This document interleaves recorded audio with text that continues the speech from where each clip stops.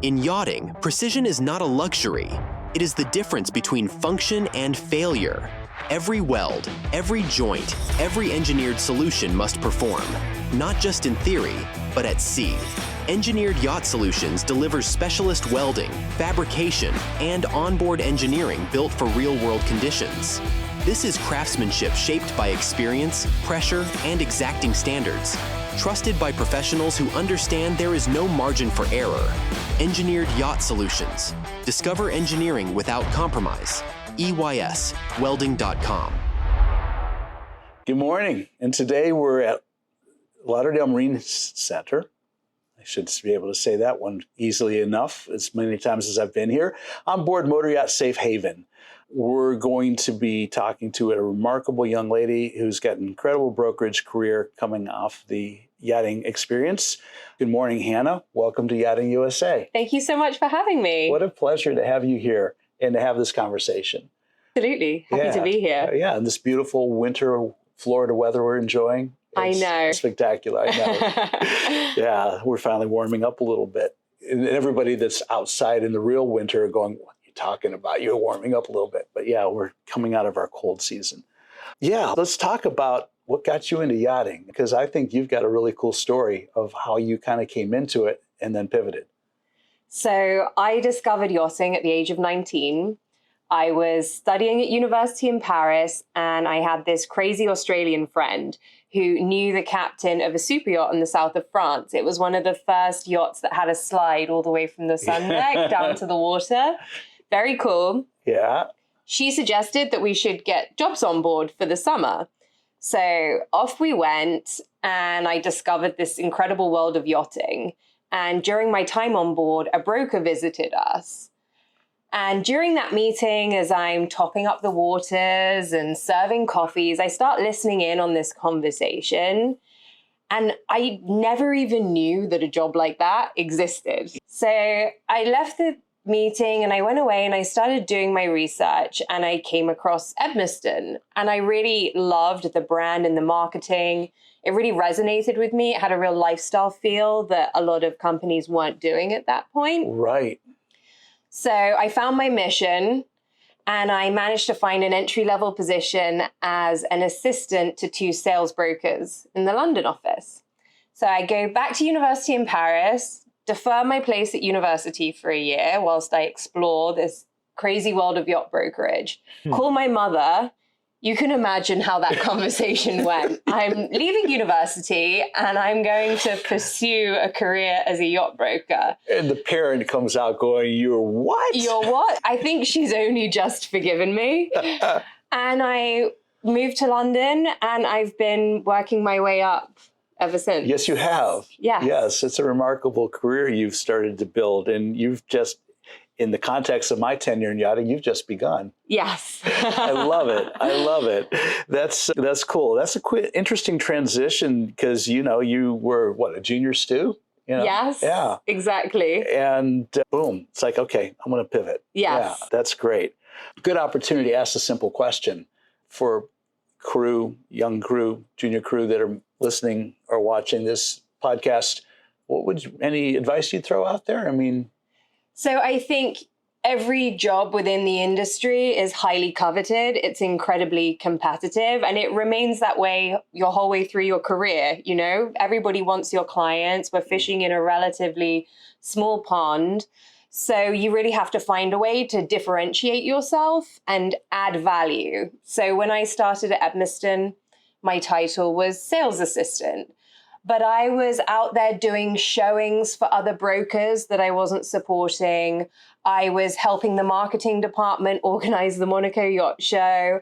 I even took on the role of CRM database manager. Incredibly dull and boring and data-driven, not at all playing to my strengths. But it really meant that when I got that opportunity to meet with my COO and ask for a promotion, I had this laundry list of deliverables. Sure. And I didn't even really have to point that out to him, because he had seen everything that I was doing, and he knew that I was willing to do whatever it took to advance my career. And I didn't grow up around yachting. I didn't grow up with a big network of clients. He knew from seeing that I was going to give it everything I had and that I would have what it took. Brilliant. That's what it takes. Yeah, I think in this industry, because it's an industry of exceptionalism by many standards, you have to stand out. Yeah. Yeah, have to show up. You have to stand out. Absolutely. Yeah. So that's great. Yeah, because I mentor a number of people in this industry, and I've been involved in like Young Professionals in Yachting, which I think is a brilliant organization.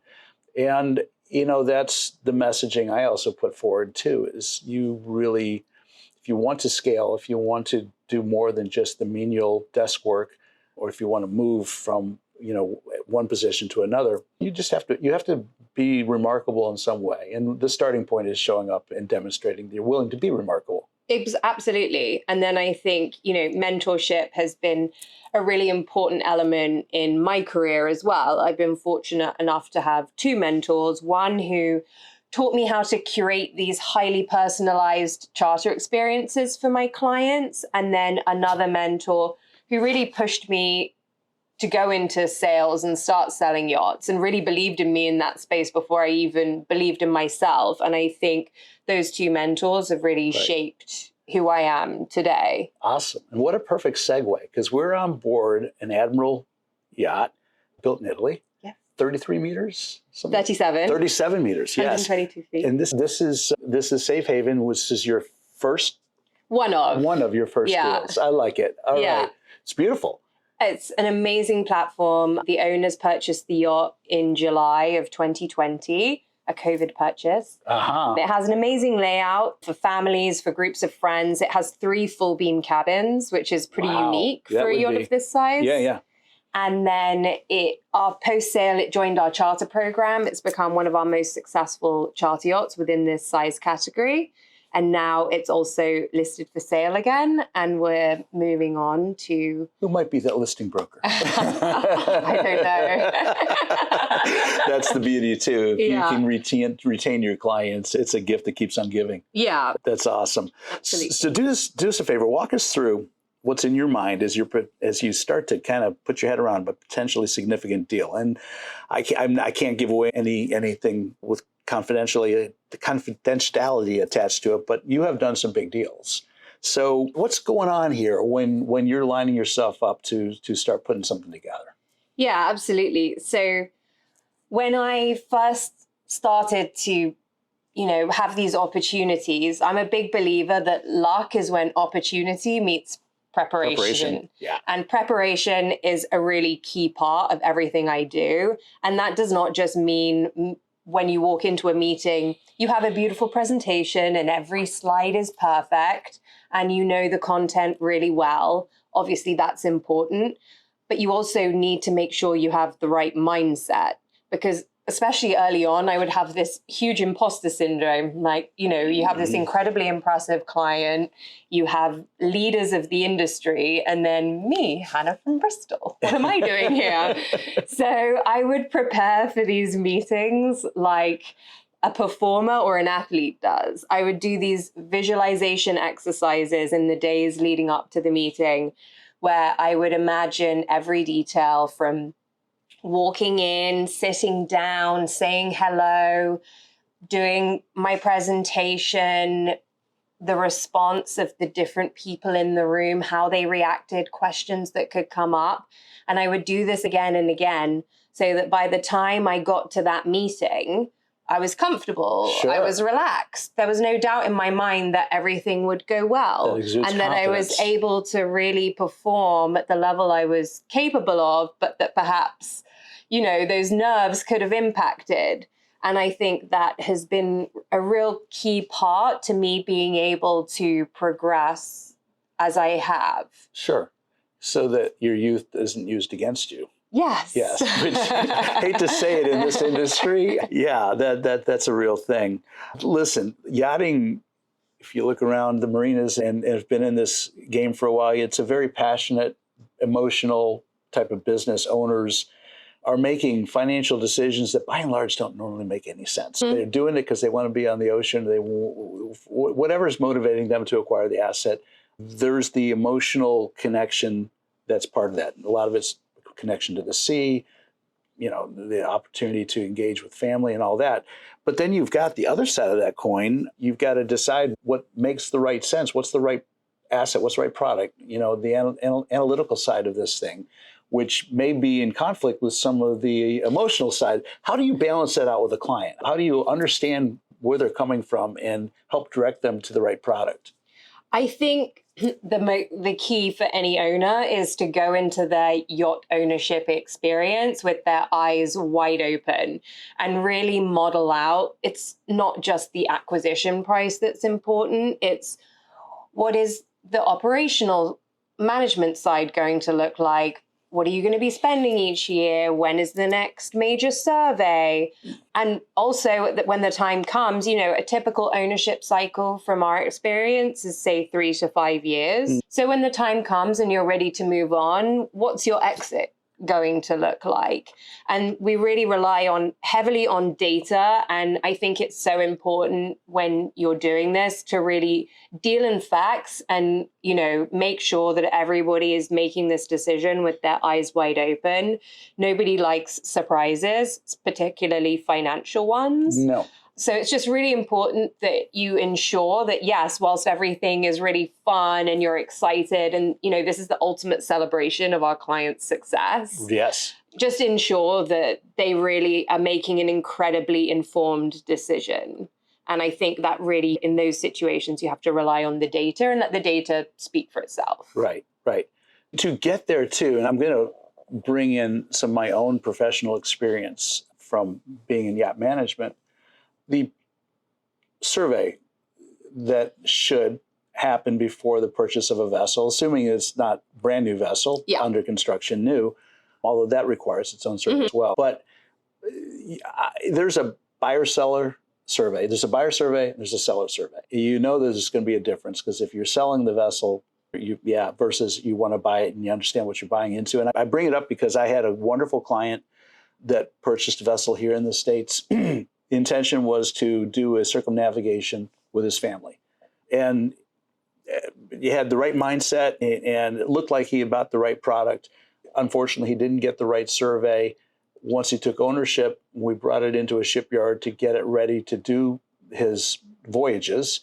Came to realize there was deficiencies all over the place. It looked beautiful. I remember the captain pointing out how nicely the suede on the wall panels are all moving in the right direction and just lipstick on a pig in a way almost. Yeah. So how do you as a broker protect your potential client? You have your own mindset about how that's done and how important that is to the deal? Yeah, I think conducting a thorough pre-purchase survey is essential for any owner.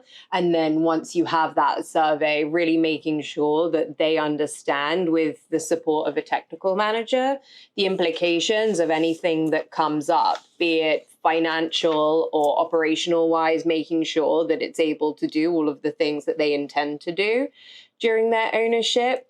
And again, like I said, if a conversation needs to be had with the seller's team, perhaps there's something that needs to be put right by the seller. So hopefully it's, straightforward. Sometimes it's not so straightforward.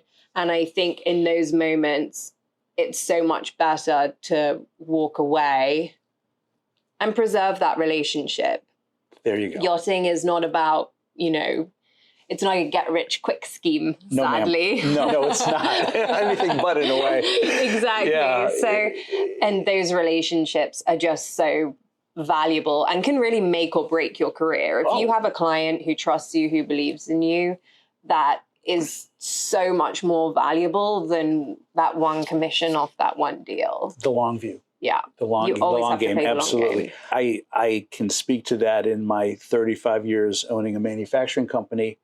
And I watch my clients, the first project I did with a client, he would be acquiring like a 45-foot production-built boat. And we would do a piece of equipment that worked out really well. And then we'd get a phone call 3 or 4 years later that he's gone on to a 70-foot boat, and we would work with him on that one. And pretty soon he's into, a 30, 35-meter boat, and then a 40-meter and a 50-meter, then a 70-meter over 25 years. And when you can look back and say, I've known this family and this client for all these years, you then understand this is a relationship business. Yes. So you've Yeah, that you're seeing that with your own brokerage. Yes, experience. absolutely. That's and it's so the beauty hard of when it. you're young and you're hungry and you just want to make this deal happen. But you really just have to kind of step outside of yourself and observe from the outside, is this going to, long term be something that I'm proud of? Yeah, because that client that feels like he didn't get good advice or wasn't sold the right product is going to remember that. And oh, yes. Yeah. It will stick Wrong way more in memories. his mind than something going right. Absolutely. So, yeah. So I like throwing these numbers around. Let me know if you agree that I've got these numbers essentially correct. But worldwide, there's 500,000 people that have the net worth that could own yachts. Of that 500,000 people that have the financial wherewithal, only about 1% or 5,000, a little more than that now, but the fleet's not much bigger than that, actually do. Yeah. So when I'm talking to people in our industry about retaining owners and attracting owners, you don't have to lose or gain very many, to make a profound change to what I mean, imagine if you went from 1% to 2%. We couldn't keep up. Yeah. Right. But on the other side, if you went from 1% to 0.75%, it would be devastating.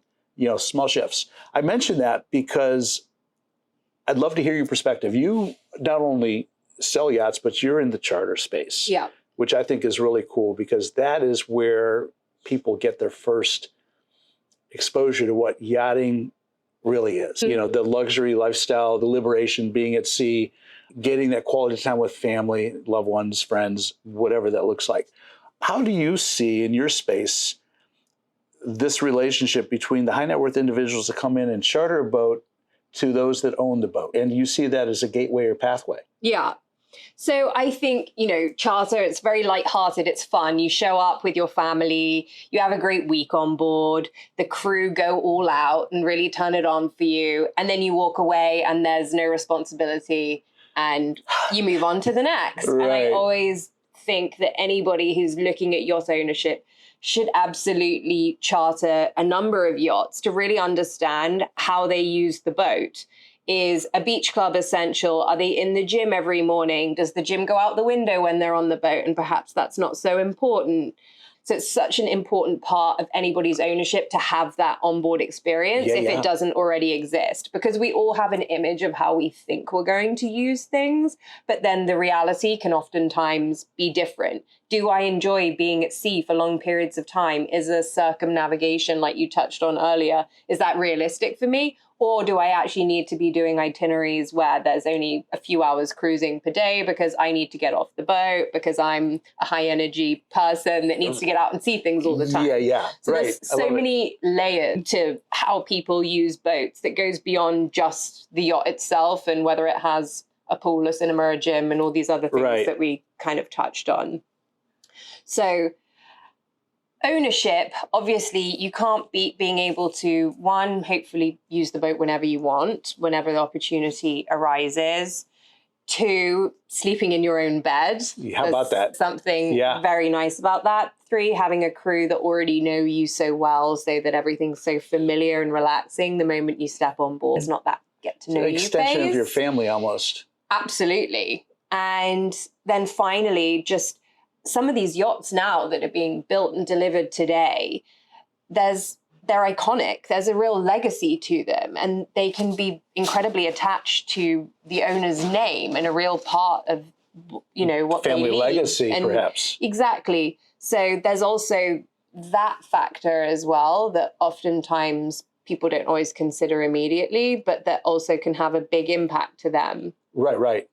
Which is also an interesting segue. I'm going to go run down this rabbit hole a little bit because families that have owned vessels multi-generationally or have acquired a vessel that has like an iconic piece to it, for whatever that looks like, there's that opportunity to take that vessel and put it into a major refit to either bring it back to its original new condition or repurpose it, whether it be a new interior or new exterior, or add a beach club, add a, whatever. How does you as a charter/yacht broker factor into those conversations? I think obviously whenever anyone's making an investment in any asset, they want to understand what that investment will look like for them long term. So we might support from the perspective of, is this going to be successful in the charter market if we make these adjustments? Is there anything else that we should do to make the yacht stand out? Or we might support from the sense of, okay, we make this investment and we do all the things that we want to do. When it comes time to sell, what can you map that out for us as well? So that's the exit strategy. Exactly. So that would primarily be the conversation that would surround, significant refits and the value that we would add to an owner in those situations. Right. Let me put my yacht manager hat back on too, because this has come up so frequently, and it involves the relationship between the management company, the broker, and the owner. Yeah. And the first question I would throw out there is, how important do you see yacht management in the ownership experience? I think it's really essential, particularly on larger vessels, because like we already said, yachts are fun when you're using them. It's not fun when you're only paying for them. So just making sure that the owner understands that the boat will be in the shipyard for these months. This is what this upcoming shipyard period will cost. Crew personnel, crew management, ensuring, the crew, without the crew, you're not moving. So we need to ensure that the crew are supported with everything that they need so that they can be happy and do their job to their best ability.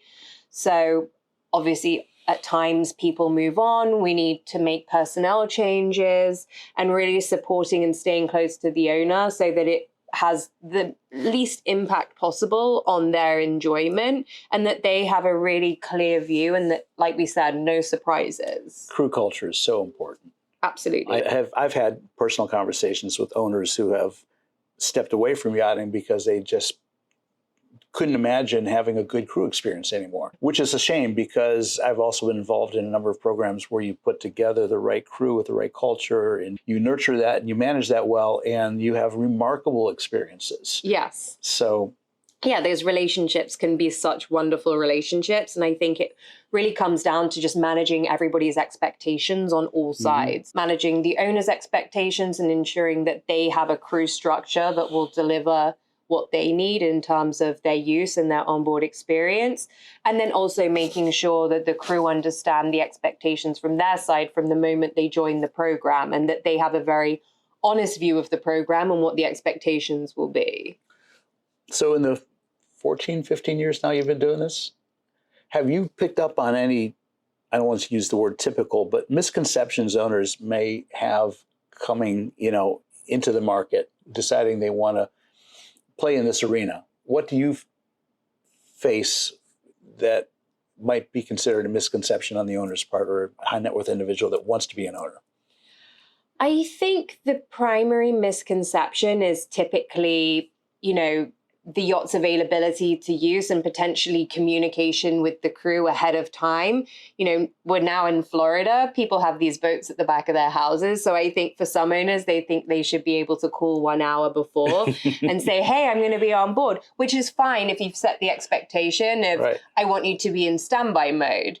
But if you haven't set that expectation that you are in standby mode all weekend, and then you just call with an hour's notice, it's so much maintenance goes on with these yachts. There is always a project at all times. All times. So if you have a deckhand who's in the middle of doing some sanding or something that perhaps isn't the most pleasant, and then the owner's showing up in 1 hour and it's not in the condition that he expects, obviously that can be very upsetting for all parties. So I think sometimes that can be an educational process that needs to happen. Right. It's my yacht, but it's in the hands of my crew, and I need to respect their needs to be able to have my boat ready for me, without the stress and the unrealistic expectations. Yeah, because crew are here to deliver AAA service. You can't deliver AAA service if there isn't that understanding between all parties. And I'm sure you've experienced or heard the stories of a yacht coming off charter and the owner coming on 10 hours later to say, we're willing to go now. And the crew having just gone through an incredible, intense chartered period to deliver that high quality service and meet those expectations, then have to pivot real quick to, take care of the boss. Yes. Yeah. Your role as a charter manager helps with that? Yeah, absolutely. Look, we're all learning, growing. So I think it just comes down to having really strong communication between all stakeholders at all times. Right. And yes, I think operational managers, charter brokers, sales brokers need to facilitate that. Yeah. It's communication. Yes. It's in setting expectations. Yes. Which is, it's funny. Some people seem to have a fear with dealing with their owner that they're going to upset them, whatever. But I think most owners are very grateful for the guidance to understand what their actions might result with, or, how that affects the crew. Yeah, absolutely. I think people are more upset if you don't explain. Right. You let me walk right into this. Yeah. You know better than I do, right? That's cool. So let's talk about where you are right now. You're in Miami. We talk about South Florida being, a hub of the yachting industry. Why Miami, and what was the influence that drove you to South Florida? So I moved to Miami during COVID, and initially I thought it would be 6 months and then I would move back to New York and the world would, continue on. But I came down here to South Florida and there were so many people who'd moved here, and there was just this incredible energy and so much momentum.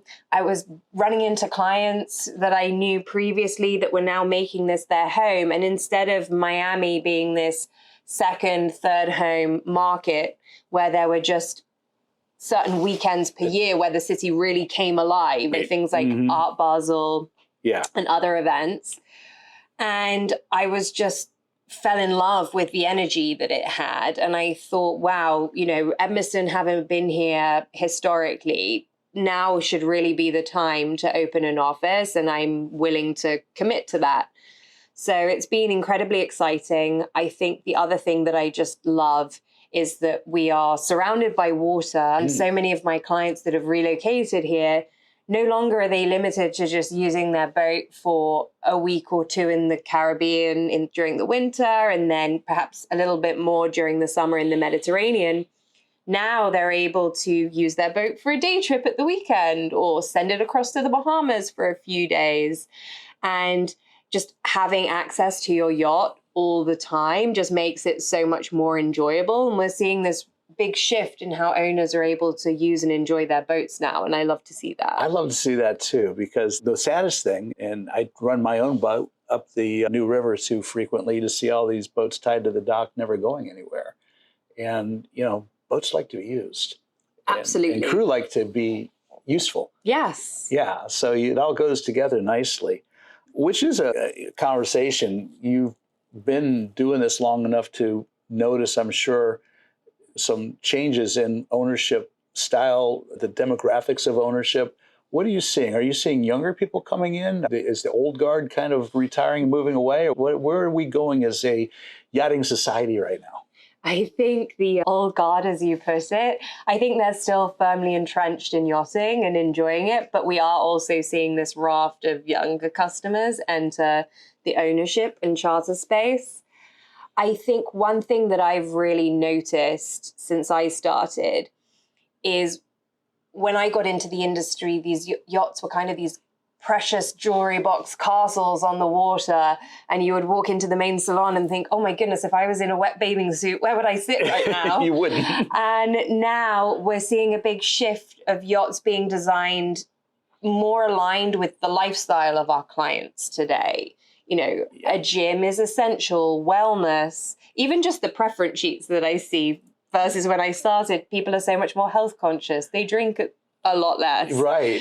And yachts are really starting to reflect that in their style. I think the use of glass also plays a big part on that, because now you have this constant connectivity with the water, no matter where you are.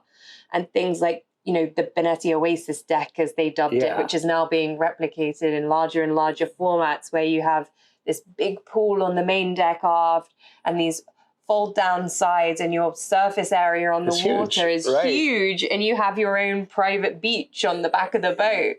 Or if you've been on Savannah, they've got that glass that's below the water line. Yes, you can sit the back Nemo Lounge. Yeah, that's like incredible. Yeah. You know, and if you know anything about boat building, to actually build glass into your hull and get it through class flag, that's a win. Yes, that was another big inflection point. So I think that more than anything, just having this more relaxed environment on the water without compromising on luxury at any level, but being in a way where people can stay on board for longer, you know, and be with their family and not feel like anything is too formal. I really love that shift that we're seeing in that sense. You obviously are aware how these boats are getting bigger. You're involved directly in some bigger boats. She's smiling, as she should be. But I've also talked to some owners that are wanting to downsize and get, you know, more small, intimate crew, something more that's just for the... Do you see two different directions happen simultaneously, or is there other trends that we're not seeing as an industry yet, but you're picking up on with conversations you're having with your owners? I think, you know, the Fedship Lagoon series is really testament to that, where you have a client base of people that want Fedship quality and noise and vibration levels, but off of a smaller platform. Right. And I think also tying into what we were saying earlier about South Florida becoming people's residence, maybe at the weekend they don't want to be off on their large giga yacht. Maybe that feels like too much space, and they want to have a more intimate platform to enjoy with a smaller group or just their kids and, you know, their spouse. So I think that in itself is a testament to, yes, it's trending in both directions, you know, and people just wanting to be able to have more access to the water, but potentially in different formats. Makes sense to me. There's such a diversity in both demographics and the way boats are used, and you add it all together between age and lifestyle and experience or inexperience, and you've got that for sure. Technology, though, does that also fit in now that you've got Starlink, so you can have access to your business anywhere in the world? Yeah. You've got new electric motor technologies, and propulsion technologies, and zero emission possibilities. How does that drive new and existing yacht owners? I mean, I was on board Breakthrough, for instance, and put my hands on those cryogenic hydrogen tanks. That was pretty freaking amazing. Yeah, unbelievable. You know, there's conversations about viability, and just, you can't fill those tanks just everything. You got to find. But the fact that you're building it, and the fact there's investment made to do that is, you know, it speaks well of where we're going as a profession. What do you see? Yeah, I think we're at this major inflection point, and yes, obviously, you know, Rome wasn't built in a day. That technology will develop through future generations and become more and more efficient and more readily available to be used. But we need owners like that to make that first step so that we can take the next one. Yes. It's funny you mentioned that, Hannah, because I get in conversations, and too often I hear people demeaning these high net worth people that are building these big yachts. Point out to the fact that the technology you enjoy in your little 30 or 40 foot boat, a lot of it started by a high net worth individual collaborating with a designer in a shipyard, willing to spend the money to try out this new technology that works, and then it scales and it goes from a 90 meter to a 90 foot, you know, over a period of years. Yeah, and without that, you don't get that as well. Right. These things can change very quickly. Yes. And we're so fortunate that we have clients who are pioneers in their own industry, then apply that same mindset to ours. It's a beautiful thing. So that we can advance and become more efficient and have less impact, because I think that's who doesn't want that. No, exactly. I think everybody that's thoughtful at all, you know, you don't want to compromise your time at sea or your quality of life at sea, but if you can incorporate technologies that are healthy for the environment, improve your fuel efficiency or your range, whatever that looks like at the same time, it's a win. And I don't think there's very many people that would walk away from that. No, absolutely not. You see any friction points coming up? I wouldn't say I see any major friction points. I think the major challenge at the moment is cost and efficiency. And I think it's only a matter of time before we start to see that, improve. I think there's definitely a willingness from all sides, from shipyards, from owners, from brokers to support that change. And I think that it is front of mind for everyone and anyone who's in the sort of, organogram of yachting. Makes sense. Yeah. Yeah. Okay. I think when we're into the larger yacht world, I don't say we're immune, but we are less susceptible to some of the vagrancies of the economics that, the smaller production boats see. There is a certain benefit working in this space as far as that goes. Yeah. And it's because we're also in long cycles. I mean, oftentimes from when we sit down and sketch out an idea for a new boat, get it through design process and select a shipyard and build it, you're 4, 5, 6 years down the road. Yes, absolutely. Especially at the moment. Yeah. Shipyards are busy. Yes, they are, which is a great indication of where we're going as an industry for sure. So let me hit you up with a couple of things. What's the best part of your job? So obviously it's an incredible product, but I don't spend as many days relaxing on super yachts as I would perhaps like to. So I think for me, more than anything, I just love the relationships. There's so many characters within the industry. And then, as we already said, my clients are leaders, they're pioneers in their own industries, and they come from such diverse businesses. And I get to know them on a very personal level. I visit them at their homes, which are oftentimes like the MoMA. I'm incredibly passionate about art and design, so I always have to kind of bring myself back and not get distracted. Talk to your husband about the next acquisition for your house. Honey, I saw this, we got to have it. It's his least favorite thing about what I do. I have all these ideas. And then, I know their children, the spouse, sometimes the grandparents. I see them grow and I get to guide them through these incredibly personalized charter experiences or support their yacht ownership and sometimes even build a yacht. And that's just amazing. Isn't it? To be a part and have a front row seat. I get that. I'm involved in boat building too, and not the way you are, but still it's hands-on and working with my clients, and it is fun. Yeah. Because it's such a passion play. And to help support them in getting what they want is just, it's wonderful. What's the hardest part? I think the hardest part of my job is when things go wrong. And, it's so important in those moments to remind yourself, this is why I'm here. This is why I have a job. If all these deals just move through without any challenge, then I wouldn't exist. No, AI would take your job. Exactly. So you really have to refocus the mind. Yeah. And also just check your ego at the door. It does not matter who did what and why this has happened or whose fault it may or may not be. You just have to find your way through. And also really consider, you might know what needs to happen. You might know what needs to be said and what information needs to be shared, but are you the right person to do it? Sometimes you have to look outside of yourself and to other people to support, the outcome that your client needs. You can't just come bulldozing through and be the star of the show and want to be, captain save the day. Mm-hmm. That's not always within your client's best interest. So just really staying focused on how do we get the outcome that we need for everybody here, and how do we ensure we get there in the quickest time possible. Exactly. You have a good team, and you got to go-to people that you can bring in. Right. Yeah. No, that's important. Yeah. Yeah, because it doesn't always go right. Yes. We expect the unexpected.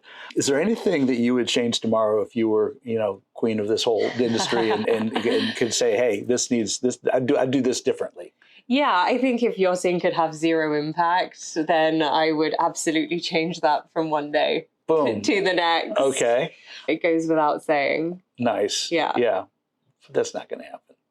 Today, no. But that's good. Yeah. Listen, as a performing broker with Edmiston and getting ready to go into 2026, I won't see you on the docks of Miami, but I'll probably see you up in Palm Beach. Absolutely. Anything you want to kind of leave us with? Any thoughts or insights that Hannah wants to kind of impart to all of us listening to this conversation? I think more than anything, I think we're just at such an exciting time in our industry. And it's not just about working with the people within your organization. It's about everybody working together collectively. I think yachting is quite unique in that way, where your competition also has to be your best friend at times. It's very collaborative. Right, absolutely. And I think that going back to the point that you made earlier, if we can all support everybody within the industry to help the industry grow and to move forwards and advance in a way that we can all be proud of. You know, these yachts have become so much more expensive now. The investment is so significant. Yes. And we all collectively need to work towards ensuring that we are operating at the level of that investment. Right. So I think that's... It's meeting expectations. Yes, exactly. Right. So I think that's, good. My final thought. That's a great thought. Hannah, well, this has been a lot of fun. Thanks so much for joining us. Thank you, Rick. Thank you, Hannah. And until the next time, I'm out of here. If your brand belongs in the heart of the yachting world, this is where it happens. Yachting International Radio reaches over 1 million yachting professionals and enthusiasts every month, with 77 million impressions, 220,000 social followers, and 74,000 podcast subscribers. Our hosts are insiders, crew, captains, CEOs, trusted voices shaping the industry. This is targeted, high-impact advertising in a luxury niche. Visit yachtinginternationalradio.com/advertise. Your audience is already listening.